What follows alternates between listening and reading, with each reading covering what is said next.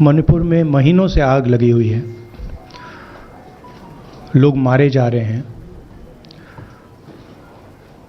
बलात्कार हो रहा है, बच्चों को मारा जा रहा है। और अगर आपने देखा होगा कल, तो प्रधानमंत्री हंस हंस के बोल रहे थे, मुस्कुरा रहे थे, जोक्स क्रैक कर रहे थे, हंस रहे थे।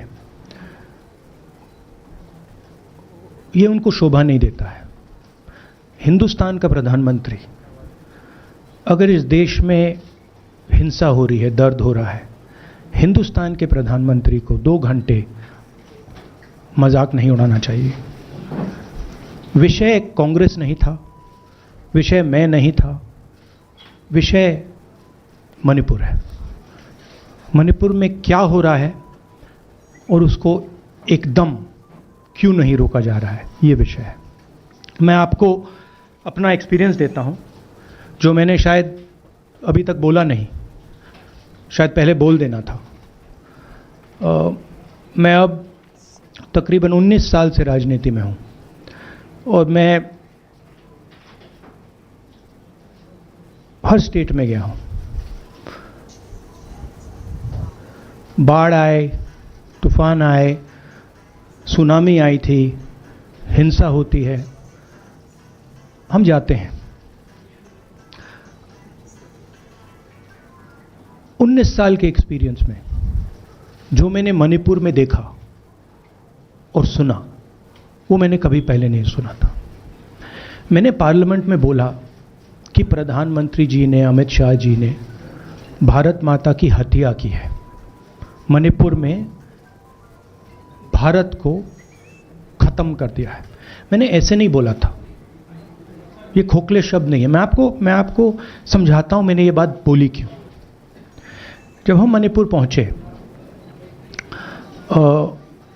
हम लैंड किए, हमें मणिपुर में दौरा करना था। जब हम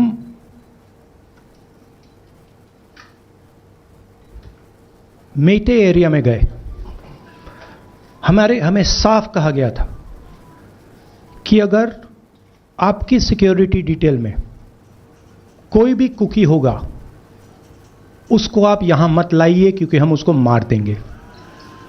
और जब हम कुकी के एरिया में गए, हमें कहा गया अगर कोई मेटे आपकी सिक्योरिटी डिटेल में होगा, उसको आप मत लाइए, उसको हम गोली मार देंगे। हम जब गए, हमें मेटेज को परे करना पड़ा, हमें कुकीज को परे करना पड़ा। मतलब एक स्टेट नहीं है, आज 2 स्टेट है। स्टेट की हत्या कर दी गई है और उसको चीर दिया गया है। इसलिए मैंने बोला हिंदुस्तान की हत्या मणिपुर में बीजेपी ने कर दी है। और जब मैंने कल प्रधानमंत्री को देखा हंसते हुए, मजाक उड़ाते हुए, मैं समझ नहीं पा रहा था कि हिंदुस्तान का प्रधानमंत्री इस प्रकार से कैसे बोल सकता है। प्रधानमंत्री को यह पता नहीं लग रहा है कि हमारे देश में क्या हो रहा है। छोड़िए, नहीं जाना चाहते हैं, उसके भी कारण हैं, शायद मैं बता नहीं सकता हूं आपको, उसके कारण हैं। मगर अगर जा नहीं सकते हैं तो मणिपुर के बारे में बोले तो। हिंदुस्तान की आर्मी, आप सब जानते हो, सेना को आप जानते हो, जो मणिपुर में हो रहा है, हिंदुस्तान की सेना उसको 2 दिन में रोक सकती है, 3 दिन नहीं लगेंगे। अगर हिंदुस्तान की आर्मी को कहा गया कि यह तमाशा बंद करो, 2 दिन में यह तमाशा, ड्रामा बंद हो जाएगा। प्रधानमंत्री मणिपुर को जलाना चाहते हैं, आग बुझाना नहीं चाहते हैं। यह है सच्चाई। अब आप अपने सवाल पूछिए। Would you like me to say it in English? हाँ। I watched the Prime Minister of India yesterday speaking for 2 hours, laughing, joking, लगाing naras in the parliament. The Prime Minister would say one line and the entire BJP would shout another nara. The Prime Minister seems to have forgotten the state of Manipur is on fire and has been on fire for 4 months. Women and children are dying over there. People are being murdered. Women are being molested, are being raped. And the Prime Minister of India is sitting in the middle of the parliament, shamelessly laughing. This is not about Rahul Gandhi. This is not about the Congress party. This is not about the opposition. This is about India. It's about our country. A state has been decimated. It has been destroyed. It does not exist anymore. And it has happened because of the politics of the BJP. Divide and rule and burn. That is why in my speech I said, Bharat Mata has been murdered in Manipur. It's very interesting. For the first time, the words Bharat Mata have been expunged from the parliament. It's an insult to those words. Whatever I said that is wrong. I have said Bharat Mata, which is an idea, which is the idea of India, where everybody lives peacefully, harmoniously, with affection, has been killed in Manipur. It's a fact.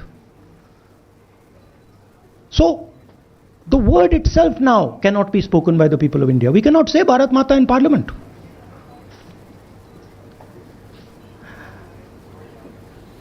I want to tell you about my own personal experience of Manipur. I've spoken to you about, I spoke in parliament about the women I met, the pain I heard, but I want to tell you why I said India has been murdered in Manipur. And I said it because Manipur no longer exists as a state. A state requires control. A state requires authority. That is disappeared in Manipur. It does not exist. And I saw this with my own eyes. When we went to Manipur, when we went to the Meitei area, we were categorically told that please ensure, we want you to come, we love you, but please ensure that if there are any cookies in your security detail, they do not come into our area or we will shoot them. When I went into the cookie area, we were told the same thing. We love you, we want you to come. But please make sure, if there are any Meiteis in your security detail, we will shoot them. Do not bring them here. Before going to the Meitei area, we had to remove all cookies from our security detail. Before going to the cookie area, we had to remove all Meiteis from our security detail. When we went there, the security forces, central security forces, told us we have never seen anything like this. We were told it is completely outside our control. Okay? That is why I said Manipur has been murdered by the BJP, and the idea of India has been murdered by the BJP in Manipur. I was not speaking metaphorically. I was speaking literally. Now, the Indian army, it will take the Indian army 2 days to put an end to the nonsense that is going on in Manipur. The Prime Minister refuses to stop the fire. He wants Manipur to burn. He allows Manipur to burn. Because if he did want it to stop, there are tools in the hands of the Indian government that can stop it immediately. I know. I have full faith in our army. I know. And every Indian citizen knows that if the Indian army is told, please put an end to this, it will stop immediately. There are reasons for the PM not being able to go to Manipur. I'm aware of those reasons. I don't want to say them publicly. But there are clear reasons as to why the Prime Minister is not going there. That is why we wanted the Prime Minister to speak in Parliament. That is why we wanted Manipur to be on the agenda in Parliament. And what did the Prime Minister do? He ridiculed the state. He ridiculed the women of the state. He laughed at the women of the state. That's the truth. Now please ask your questions. Sanjeev, mic dena yaar. Finally, I just want to say one thing again in English. See, the Prime Minister, when he becomes Prime Minister, he ceases to be a politician. He becomes the representative of the voice of this country. The politics should be put aside, and the Prime Minister should speak not as a petty politician, as the leader of a political party, but the Prime Minister should speak with the weight of the Indian people behind him. And it's tragic to watch Mr. Narendra Modi. It's sad, because the Prime Minister does not understand what he actually is. He is our representative. He's my representative. He's all our representative.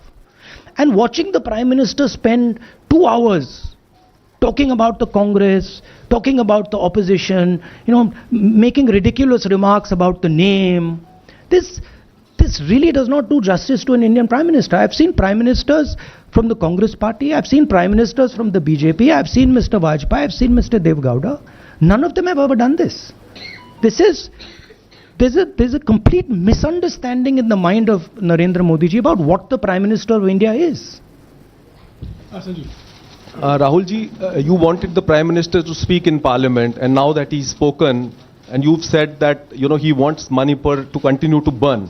So what is the Congress Party's next step to retrieve Manipur and save it? The only conclusion I can draw, because the Prime Minister has tools in his hand that can stamp out the fire in Manipur certainly within 3 or 4 days. But for some reason he is refusing to use those tools. Right? The Prime Minister could at least go to Manipur, talk to the communities and say, I'm your Prime Minister. Let's start talking. It will be taken seriously. So I don't see any intention. Rahul ji, कल ये भी प्रधानमंत्री ने अपने भाषण में कहा कि 2018 में ये लेके आए थे, 2023 में विश्वास प्रस्ताव लेके आए और 2023 में भी लाएंगे। तो एक तरीके से उन्होंने साफ तौर पर ये कह दिया कि हमारी सरकार अगली बार भी बन रही है। एक पॉलिटिकल बात भी उन्होंने कही। तो आप उनके पूरे भाषण को आप ये कह रहे हैं कि वो पॉलिटिकल भाषण ज़्यादा था, मणिपुर पे बात बहुत कम थी, तो इसको कैसे देखते हैं? नहीं, भाषण हिंदुस्तान के बारे में नहीं था, भाषण नरेंद्र मोदी जी के बारे में था। वो अपनी राय, अपनी राजनीति, अपने एम्बिशंस वो आपको दे रहे थे। सवाल ये नहीं है कि नरेंद्र मोदी जी 24 में प्रधानमंत्री बनेंगे या नहीं। सवाल ये है कि मणिपुर जल रहा है, महिलाओं का बलात्कार हो रहा है, लोग मारे जा रहे हैं। सवाल ये है, अगर ये प्रधानमंत्री कहना चाहते हैं तो ये पब्लिक मीटिंग में कहें। मजाक बनाना चाहते हैं तो जब मणिपुर नहीं चल रहा है तो करें। बट प्रधानमंत्री को यह समझ आनी चाहिए, बात समझ आनी चाहिए कि पार्लियामेंट में जो चर्चा हो रही थी वो उनके बारे में नहीं थी, वो मणिपुर के बारे में थी। सर नमस्कार। कल प्रधानमंत्री ने बार बार कांग्रेस का नाम लिया और ये आरोप लगाया कि नॉर्थ ईस्ट और मणिपुर की सारी समस्याओं के लिए कांग्रेस जिम्मेदार है। आप क्या जवाब देंगे? नहीं, अभी मैंने बोला ना, वही तो जवाब है। मुझे प्रधानमंत्री को जवाब देने की जरूरत नहीं है। मैं सिर्फ ये कह रहा हूं कि एक स्टेट की हत्या की गई है, भारत माता की हत्या कर दी गई है मणिपुर में। भारत माता की हत्या मणिपुर में कर दी गई और प्रधानमंत्री लोकसभा में मजाक उड़ा रहे हैं, हंस रहे हैं, नारे लगवा रहे हैं। मुझे क्या जवाब देने की जरूरत है? राहुल के लास्ट मेरा सवाल ये एक मिनट मोहित, ऑर्डर से please. Mr. Gandhi, you waxed eloquent Rahul, आपने बोला कि प्रधानमंत्री ने बोला सदन में कि गृह मंत्री अमित शाह ने विस्तार से जवाब दे दिया। अमित शाह साहब ये कहते हैं कि मणिपुर के सीएम को हटाने की जरूरत इसलिए नहीं है क्योंकि उन्होंने हमारी पूरी बात सुनी और वो कभी भी कोई, हमने डीजीपी चेंज किया, डीजीपी चेंज कर दिया, उन्होंने जो भी प्रशासनिक व्यवस्था हम चेंज करना चाहते थे, इसलिए मणिपुर सीएम को हटाने। मणिपुर सीएम, जब मैं मणिपुर गया, मणिपुर सीएम ने जो मणिपुर में हजारों वेपन्स जो लूटे गए, वो मणिपुर सीएम के नीचे ही हुआ। तो क्या अमित शाह चाहते थे कि ये हजारों वेपन्स लूटे जाएं?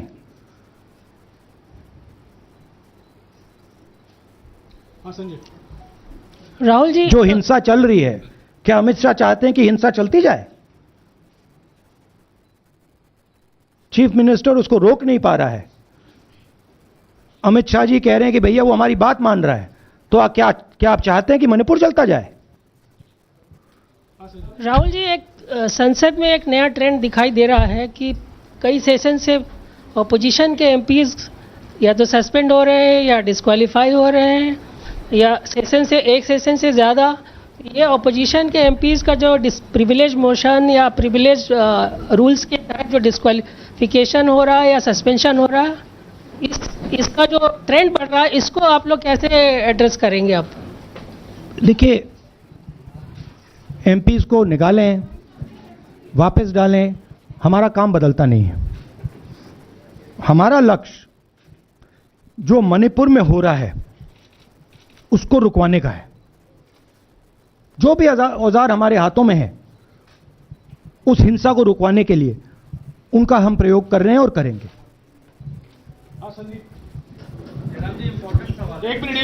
Yeah, Mr. Gandhi, you talked about using the army, deploying the army to control violence. You spoke that in Parliament. You've repeated here. But the BJP has criticized you and even previous Congress governments, saying that we want to solve the issue through dialogue. And they've criticized that in the 60s, in 64, the Mizo National Famine Front was bombed by the Indian Army, by the Indian Air Force.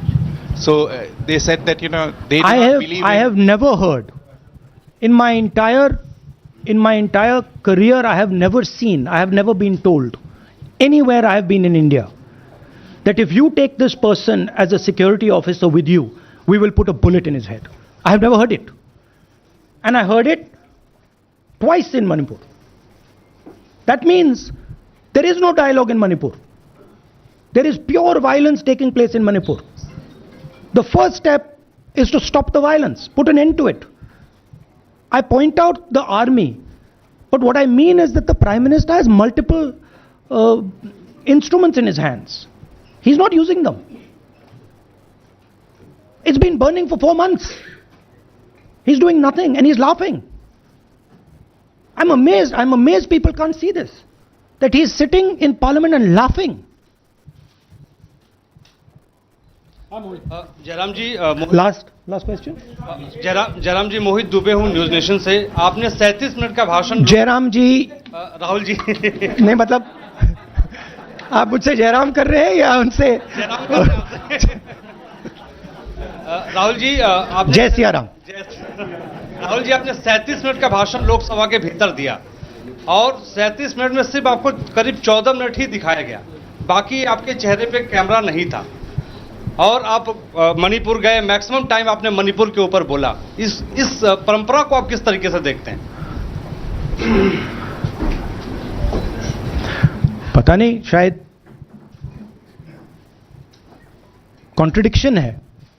शायद PM मेरा चेहरा TV पे नहीं देखना चाहते, मगर फिर PM मेरी वीडियो के बारे में बात करते हैं, तो पता नहीं क्या है। बट मुझे लगता है शायद उनको मेरा चेहरा टीवी पे देखना अच्छा नहीं लगता। कोई प्रॉब्लम नहीं है। जो मैंने बोलना था, देखिए, मुझे अपना काम करना है। मैं जानता हूं कि मीडिया पे कंट्रोल है, लोकसभा राज्यसभा टीवी पर कंट्रोल है, वो उसके बारे में मैं कुछ ज़्यादा नहीं कर सकता हूं, मगर मुझे अपना काम करना है। मैं अपने काम को करता हूं। जहां भी भारत माता पर आक्रमण होगा वहां मैं आपको खड़ा मिलूंगा, भारत माता की रक्षा करते हुए मिलूंगा।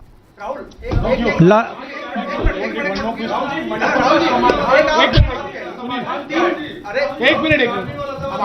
हाँ, okay, last question, brother. The Supreme Court has already said what it has in terms of a constitutional breakdown, as well as now, you know, you are asking for the army. Do you believe that Article 356 is the only way out? Or I'm not asking for anything. Please don't misunderstand. It is not my place to decide which tool the Prime Minister can use, which instrument he should use. I am pointing out that there are multiple instruments that the Prime Minister has at his disposal, and he is not using a single one. I am pointing out that Manipur has been burning now for 4 months, and the Prime Minister is in a very good mood. He's sitting in parliament, he's laughing, he's joking, his entire cabinet is in giggles. This to me seems completely insane. This has got to stop. India is burning in Manipur. Idea of India has been destroyed in Manipur. Let's rebuild it quickly. Thank you.